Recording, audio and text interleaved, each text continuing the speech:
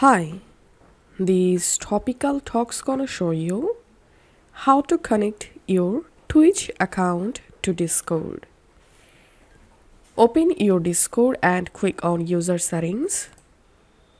Click on Connections. Click on View More.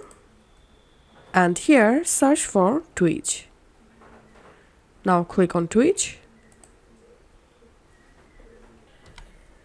And now here you have to log into your Twitch account. So enter here your login credential and just click on login.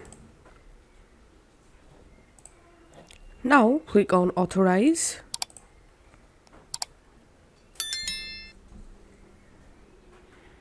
And that's it. As you can see, I've successfully connected my Twitch account to Discord.